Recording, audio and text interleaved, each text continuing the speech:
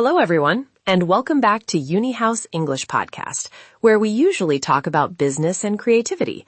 But today we are tackling a monster that haunts almost every single language learner I have ever met. A monster? That sounds a bit dramatic, Sarah. Are we talking about Dracula, or are we talking about irregular verbs?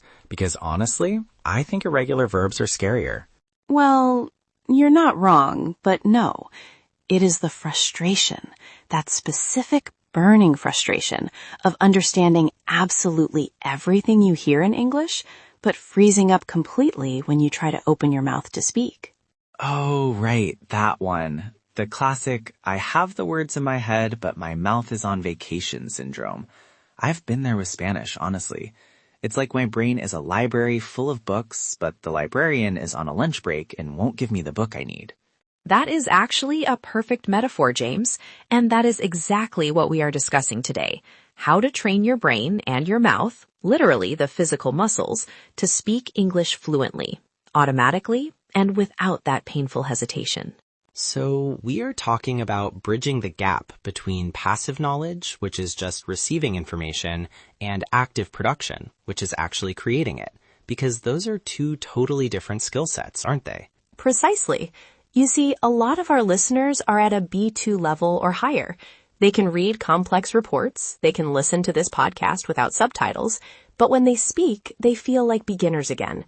They stumble, they translate in their heads, and they get exhausted. Yeah, it's the mental fatigue. You know, I read somewhere that speaking a second language is one of the most cognitively demanding things a human can do. It's like running a marathon for your brain. It is, but only if you are doing it the hard way. If you are constantly translating from your native language into English, yes, you will burn out in 10 minutes. The goal today is to teach techniques that bypass that translation process entirely. Okay, so let's dive in. If I want to stop translating and start actually speaking, where do I start? Do I need to learn more vocabulary? Because I feel like I already know a lot of words. No, absolutely not. You do not need more words right now. You need to activate the words you already own. Step 1 is recognizing that speaking is physical. It is a motor skill, James. It's like playing the piano or tennis. Wait, hold on. A motor skill? I always thought language was purely intellectual. You know, you study the grammar rules, you memorize the list, and then boom, you speak. You're saying it's like gym class?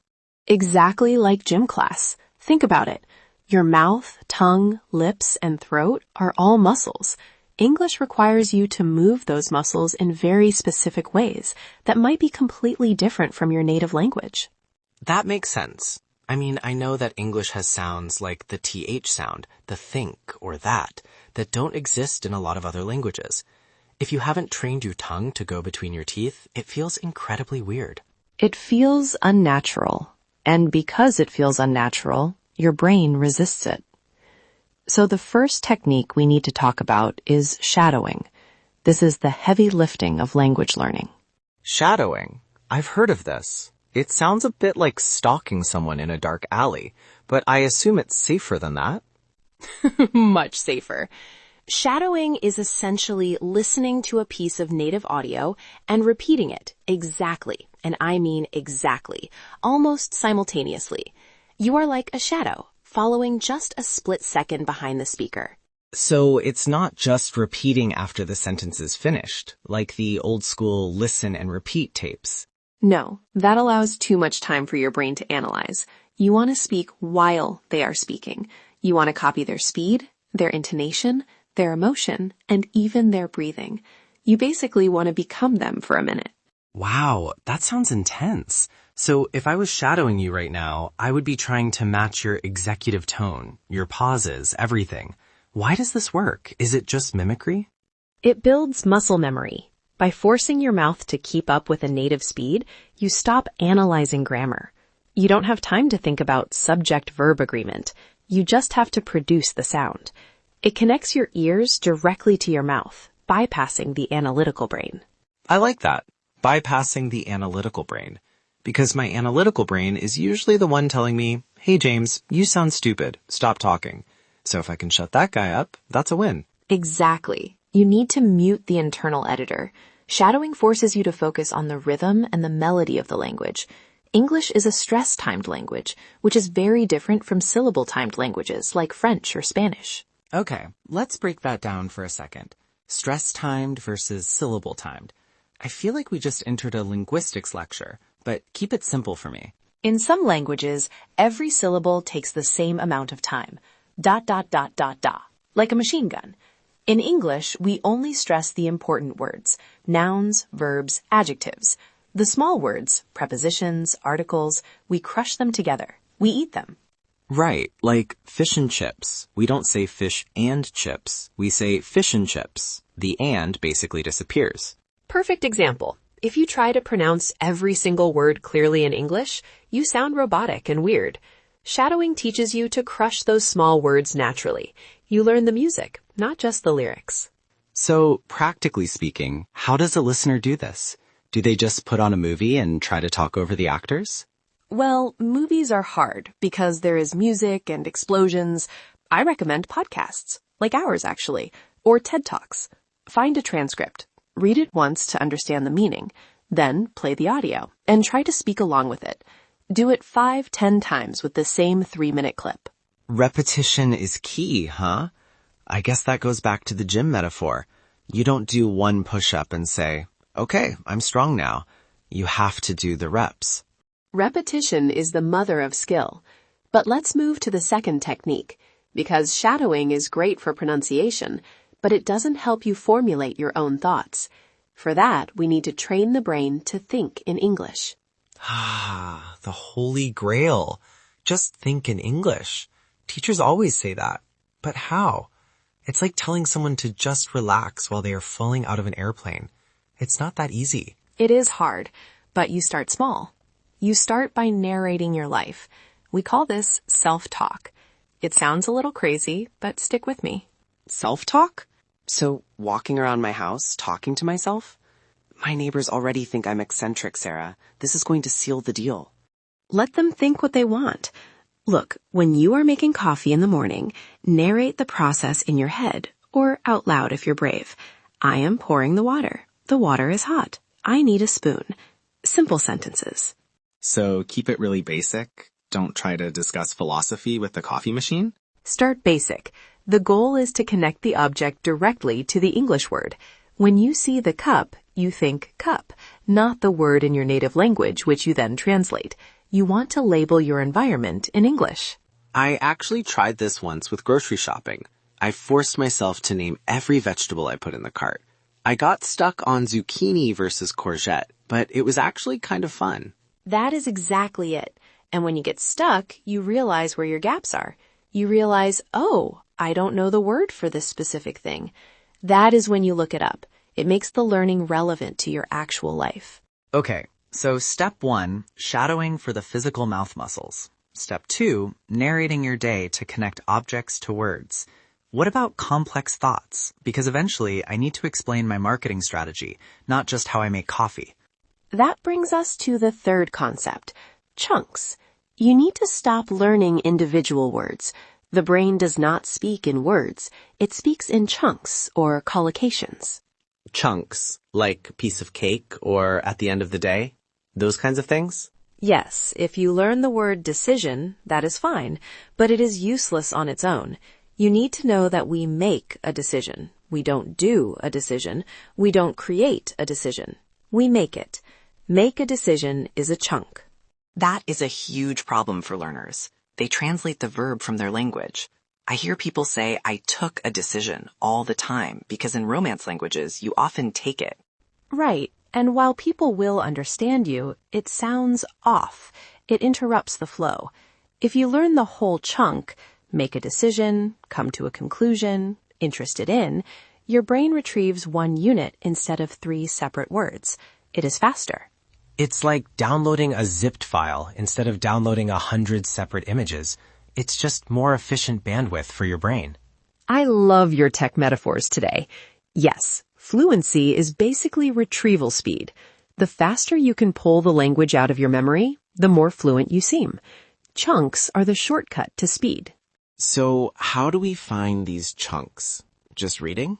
Reading and listening, but with awareness. You need to be a detective. When you hear a native speaker, don't just listen to the message. Listen to the combinations. Notice that I said listen to, not listen at. Prepositions, the nightmare of the English language. Listen to, wait for, depend on. Those are all chunks too, right? Absolutely. If you learn depend alone, you will struggle. If you learn depend on, you are safe. So training your brain means changing how you consume content. You are looking for patterns, not just vocabulary definitions. Okay, so we have the physical aspect, the mental narration, and the chunking strategy. But Sarah, there is one thing we haven't touched on yet, and it's the biggest barrier for me personally. Let me guess. The fear of looking stupid? Bingo, the emotional block, the anxiety. I can do all the shadowing in my room, but the moment I have to speak to a real human, my throat closes up. How do we train the brain to handle the stress? This is crucial. The affective filter. That is the linguistic term for it. When your anxiety goes up, your language ability goes down. It is a biological response. It feels biological. My palms get sweaty, heart races. So how do I lower this filter? You have to practice being uncomfortable. You have to desensitize yourself to mistakes. I tell my clients to play a game called the mistake game. The mistake game? That sounds like my entire life, Sarah. No, this is intentional. Go into a conversation, maybe a low-stakes one, like ordering food or chatting with a taxi driver, and try to make a mistake on purpose, or at least stop trying to be perfect. Make a mistake on purpose. That goes against everything I learned in school. In school, mistakes meant red ink and bad grades. That is why school fails us. In the real world, communication is about connection, not perfection. If you say, I have been to the store yesterday, instead of I went, nobody cares. They understand you. True. If I understand the message, I don't really judge the grammar. I guess we judge ourselves much harsher than other people judge us. Always. We have the spotlight effect. We think everyone is analyzing our every word. They aren't. They are thinking about their own lunch or their own problems. So to train your brain, you need to reframe the goal. Reframe it to what? The goal is not speak perfect English. The goal is get the idea across. If you change the metric of success, the pressure drops. And when the pressure drops, the fluency actually improves. That is a paradox. By trying less hard to be perfect, you actually become better. I like that. It's very zen. It is. Now, I want to suggest one more practical exercise for the mouth training part, specifically for people who don't have speaking partners. Please, because finding a speaking partner can be tough if you live in a non-English speaking country. Record yourself. Use your phone. Record yourself speaking for 1 minute about a topic. Then listen to it. Oh God, no. Listening to my own voice, that is torture. Everyone hates the sound of their own voice. I know, it's painful, but it is the fastest feedback loop. You will hear things in the recording that you didn't hear while you were speaking. You'll hear, oh, I kept saying every 2 seconds, or my intonation was really flat there. So you have to be your own coach. You review the game tape. Exactly. Do it once, identify one thing to improve, then record it again immediately. You will see a 20% improvement in the second take. That is how you train the brain to self-correct. That's really powerful. It's active learning versus passive learning again. You're not just hoping to get better. You're forcing the improvement. Right, and consistency beats intensity.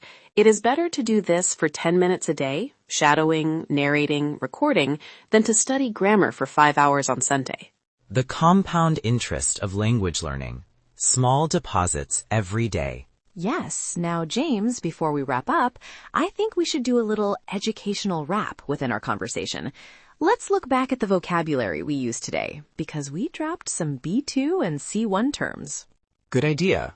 We definitely used some juicy words. I remember you used the word simultaneously when talking about shadowing. Yes. Simultaneously means at the same time. So in shadowing, you listen and speak simultaneously. And we talked about intonation. That's the rise and fall of the voice, right? Like the melody. Correct. Intonation conveys emotion and meaning. We also discussed collocations or chunks. Can you remind the listeners what those are? Sure. Collocations are words that naturally go together, like fast food, not quick food, or make a mistake, not do a mistake. Perfect. And we mentioned the affective filter, which is a fancy term for how stress and emotion impact your ability to learn or perform. And my favorite, muscle memory. The idea that your body remembers how to do something without your conscious brain thinking about it, like riding a bike or pronouncing the TH sound. We also use the phrase bypass the analytical brain. To bypass means to go around something, to skip it or avoid it. We want to skip the overthinking part. And retrieve. You said fluency is retrieval speed. To retrieve means to get something back, to find it and bring it out, like a dog retrieving a ball. Exactly. And finally, desensitize. We talked about desensitizing yourself to mistakes. That means to make yourself less sensitive or reactive to something through exposure. So if I desensitize myself to the cringe of my own voice, eventually I won't hate it? Ideally. Or you'll just get used to suffering. One of the two. Thanks for the vote of confidence, yeah. In all seriousness, training your mouth and brain is a process. It takes time. But if you stop treating English like a math problem to be solved and start treating it like a sport to be played, you will see results. Treat it like a sport. I like that. I'm gonna go do some mental push-ups or shadowing. I'll start with shadowing. Good plan. Start with this episode. Go back, listen, and shadow James. See if you can match his energy. Wait, why shadow me? Shadow Sarah. She's the one with the perfect pronunciation. Shadow both of us. Train your flexibility. Thank you all for listening. Keep practicing, keep speaking, and don't be afraid to make some noise. If you liked this podcast, hit like, subscribe, and tap the bell so you don't miss future videos. See you next time, guys. Bye. Goodbye.